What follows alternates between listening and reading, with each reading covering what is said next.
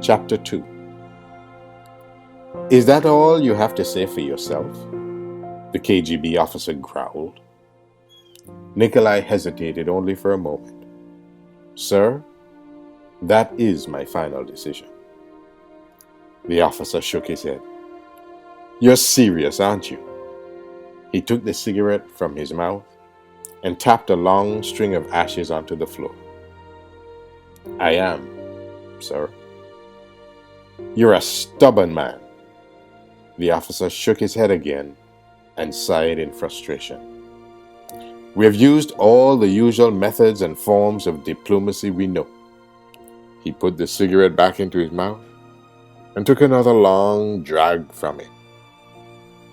I wish you were on our side, preacher man. It would make my job much easier. Preacher man. Nikolai dared to smile at the nickname the officer had given him. And diplomacy? Their process of interrogation was anything but diplomatic. Victims of the KGB had choices, all right, but they were very one-sided. Either allow yourself to be persuaded and comply, or else pay the piper. The officer finished his cigarette and poured a shot glass of vodka. Surprisingly, he extended the glass in Nikolai's direction. But Nikolai declined with a simple, "Thank you, sir, but I don't drink." The officer grunted and set the glass down roughly, spilling half the vodka on the file folder in front of him. His mood quickly turned from warm to sour. Well, I can see that I'm getting nowhere fast, preacher man. I've got more important things to do than waste my time here with you. He raised his voice. I might as well be talking to the wall for all the good this conversation is doing. We've kept you awake, hammering at you incessantly, but you won't break. We have offered you bribes and positions in our organization. We've been even willing to concede some of the restrictions we have put on you during past encounters. But you always give us the same answer. It's obvious you're going to be of no help here. The officer raised a hand to shake his finger at Nikolai. I'm tired of this nonsense. We were hoping to talk to you and make some sense out of this whole situation, but I can see that you're more stubborn than ever before. He pulled a handkerchief from his uniform pocket and sopped up the spilled vodka before closing the manila folder. Your case is out of my hands. My superiors expect results, and if I can't get them, then there's going to be a price to pay. His voice grew calm again. I like you, Nikolai, but if we can't come to an agreement, there is nothing I can do to save you. It was the first time he had used Nikolai's name since Nikolai had first come to the prison 5 days before. I've been instructed to inform you that you're being sentenced to labor in a prison camp in Siberia. Unless you're ready to answer our questions, there is nothing more I can do for you. To Nikolai's surprise, the officer stood to his feet and extended his hand. Good luck, preacher man. May your God be with you. He gestured toward the door, nodded to the guard, and then sat down again to finish his paperwork. As Nikolai turned to go, he thought he saw a look of pity in the KGB officer's eyes, but he knew he must be mistaken. KGB officers were known for their hard hearts and their unflinching determination to get information out of their victims. Nikolai was led back to his cell.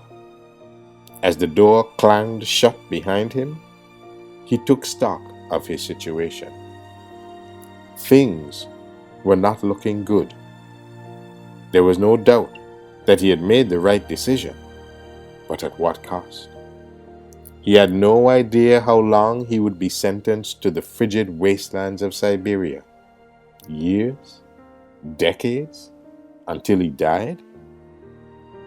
He cringed as he thought of the dreaded sentence so frightening to any prisoner's ears: banishment to the Siberian frontier. Summer temperatures in Siberia could be cool and damp with swarms of black flies and huge bloodthirsty mosquitoes everywhere. And with no towns or settlements in that vast wasteland, he had heard that escape was impossible. There was little chance of survival should a prisoner even attempt to make an escape. But it was the winters in Siberia that were the most fearsome for a prisoner. Temperatures sometimes dropped to 50 degrees below zero. And with the biting wind that chased its way across the Northland, living conditions were unthinkable. Nikolai shivered in his cell just thinking about the prospects of such a future.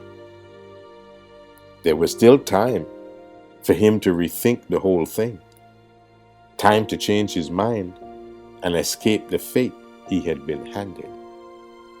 But of course, Nikolai knew that he would never do that.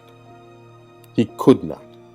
It was against everything he had ever believed in and stood for all his life. Allegiance to the higher power in his life was the most important thing now. The Russian KGB could take away his pulpit. They could take away his freedom and even his health, but they would never take away his choice to serve God and to be true to Him. And now, at the recommendation of the secret police, the communist government was going to exile him to an outpost in Siberia. It was a heavy price to pay. But Nikolai had no doubt in his mind that God was going to be with him.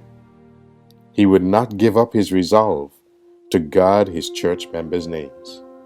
He would continue to speak for God no matter where he lived. He would witness for God no matter what it cost him. And who knew? Maybe the Holy Spirit would use him to do even greater things for God than he was already doing. Time would tell.